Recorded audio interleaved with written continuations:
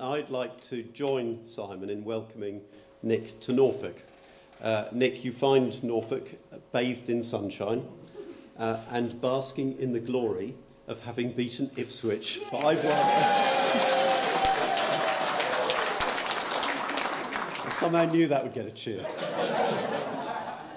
I can remember about 3 years ago when my constituency was faced with a threat from Natural England to have a chunk of the Broads flooded.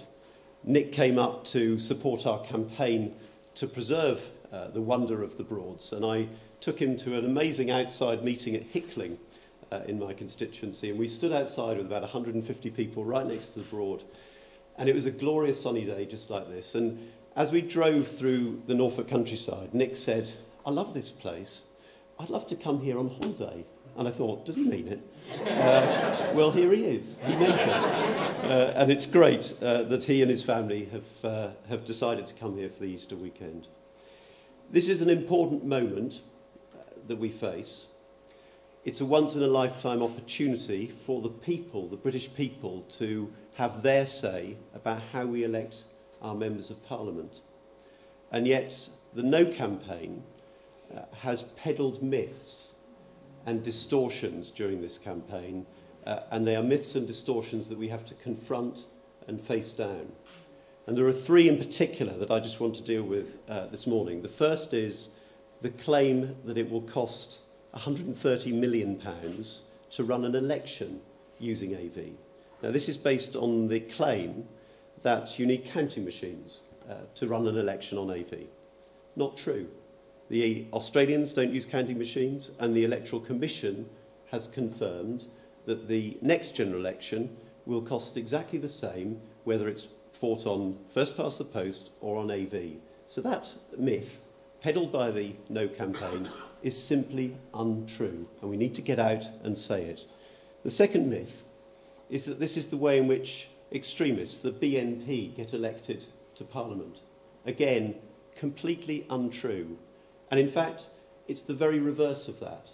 AV is your guarantee that extremists cannot get elected to Parliament on a minority of the vote. And it was interesting that Simon Darby, I think he's the deputy chair of the BNP, said, "We are never going to get our feet under the table under the AV system." And surprise, surprise, the BNP are standing alongside the Conservatives in opposing the Yes campaign.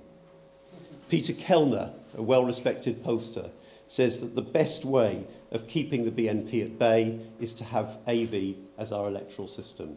So that second myth, completely untrue. And the third myth, that AV would see the end of the sort of cherished principle of one person, one vote. Again, completely untrue. As the votes are counted, everyone's vote is counted once. If at the end of the first count no MP gets a majority of the votes, then they are counted again using the second preferences of the party that came last. And what happens? Every single vote is counted once again.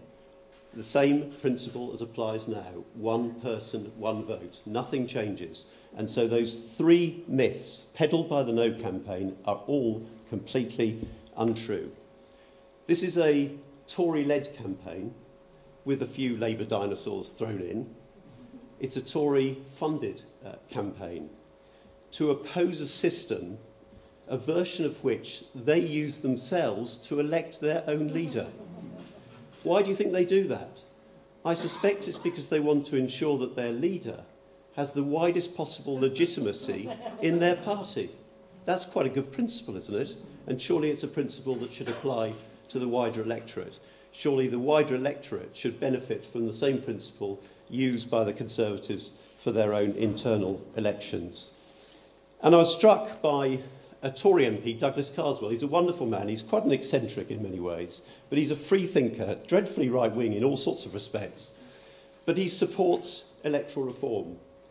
And the argument he uses, I think, is an interesting one, because it's, in a way, it's a conservative argument. He says that in most spheres of life, the Conservatives believe that competition is good, that it encourages human endeavour, that it improves performance.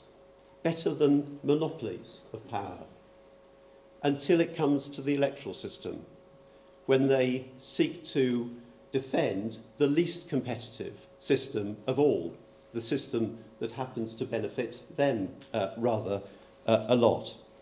And so it seems to me that the case for reform is overwhelming. Too many MPs have jobs for life.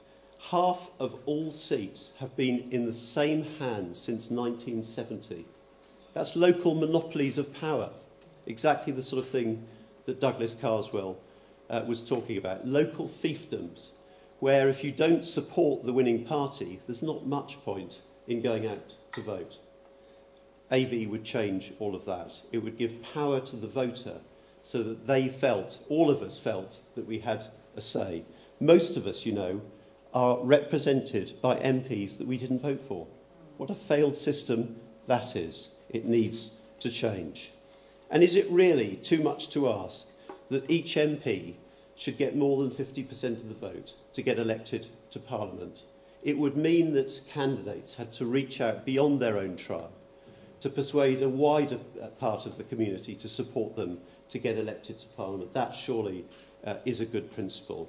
So let's explode these myths and let's do everything we can to change this rotten system. And now it's my enormous pleasure to introduce Nick Clegg. Now, just remember this. Nick Clegg's had some tough times in this job. He is a brave politician. He is steadfast, and it is him that has given the British people this opportunity to have their say over the system of voting in our country.